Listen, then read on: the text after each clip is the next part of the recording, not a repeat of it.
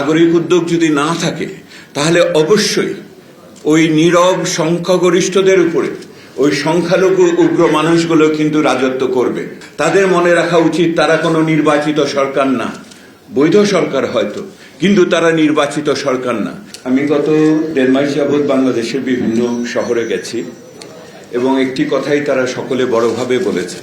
আমি দুটো কথা, একটি হলো নিরাপত্তার অভাব, এবং নিরাপত্তার আমরা আলোচনা করেছি আগামী সরকারের কাছে প্রত্যাশা কি, নির্বাচনকে নিয়ে প্রত্যাশা কি।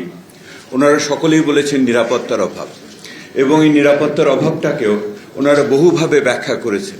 এটা নারীদের ক্ষেত্রে সত্য, ধর্মীয় সংখ্যালঘুদের ক্ষেত্রে সত্য, আদিবাসী ক্ষুদ্র জাতিগোষ্ঠী দলিতদের ক্ষেত্রে সত্য, ভিন্ন মতাবলম্বীদের জন্য সত্য, একই রকমভাবে রাজনীতিবিদদের জন্য সত্য যারা নির্বাচন করতে চান। এবং এটা ওসমান হাদি শহীদ হওয়ার আগের ঘটনা আমি বলছি।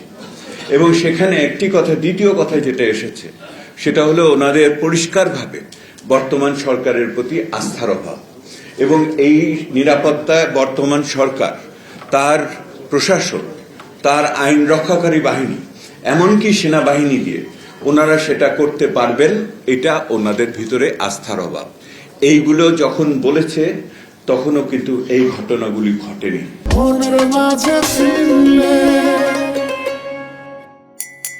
সেহেতু এই ঘটনা যে ঘটতে পারে তার জন্য জনমানুষের পক্ষ থেকে কিন্তু ইঙ্গিত সংকেত বিভিন্ন সময় দেওয়া হয়েছে। আমি একটা কথাই শুধু বলে এখানে শেষ করতে চাচ্ছি, বাংলাদেশের শুধুমাত্র একটি রাজনৈতিক নির্বাচনী আন্দোলন হচ্ছে না, বাংলাদেশে একটি সাংস্কৃতিক এবং আদর্শগত আন্দোলন হচ্ছে। এবং এই আদর্শগত এবং যাকে আপনারা বলেছেন বাংলাদেশের অস্তিত্বের উপর আঘাত, এই দুটি বিষয় ক্রমান্বয়ে একত্রিত হচ্ছে। নির্বাচন এবং রাজনীতি এবং আদর্শ এবং সংস্কৃতি, এই দুটি একত্রিত হচ্ছে। এখানে দায় দায়িত্বের কথা উঠেছে। নাগরিক সমাজ ঐক্যবদ্ধভাবে এইটার প্রতিবাদ করার ক্ষেত্রে এখন পর্যন্ত, আজকে পর্যন্ত আমি সেই রকম ভাবে আমরা দেখতে পাইনি। আজকের এই উদ্যোগ নিঃসন্দেহে আমাদের উৎসাহিত করবে।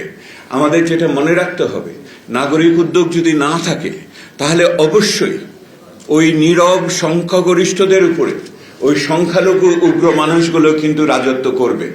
এই সাহসটা আমাদের নাগরিক সাহস দেখানোর এইটি সময়, একতার এইটি সময়। আরেকটা কথা বলি, শেষ করি। বর্তমান সরকারের প্রতি অঙ্গুলি নির্দেশ সকলে মিলে করেছে, এই ব্যাপারে সকলের ঐক্যমত্য আছে। যদি একটি প্রতিষ্ঠানকে আমাদের দায়িত্ব নিতে হয় তাহলে এই বর্তমান সরকারকে দায়িত্ব নিতে হবে। এবং এই সরকারের যে ঘটনাটা ঘটেছে তাদের মনে রাখা উচিত তারা কোনো নির্বাচিত সরকার না, বৈধ সরকার হয়তো, কিন্তু তারা নির্বাচিত সরকার না। একটি অনির্বাচিত সরকারের শাসন করার যোগ্যতা ক্ষমতা থাকে ততক্ষণ যখন তার নৈতিক বৈধতা থাকে। এই ঘটনার ভিতর দিয়ে বর্তমান সরকার তার নৈতিক বৈধতা অনেক ক্ষেত্রেই হ্রাস করে ফেলেছে। এইটা যদি সারা পুনঃস্থাপন করতে না পারে তাহলে আগামী দিনে এই যে উত্তরণের যে প্রক্রিয়া, অভ্যুত্থানের যে আদর্শ, সেটাও তারা রক্ষা করতে পারবে কিনা আমার সেই ক্ষেত্রে সন্দেহ আছে।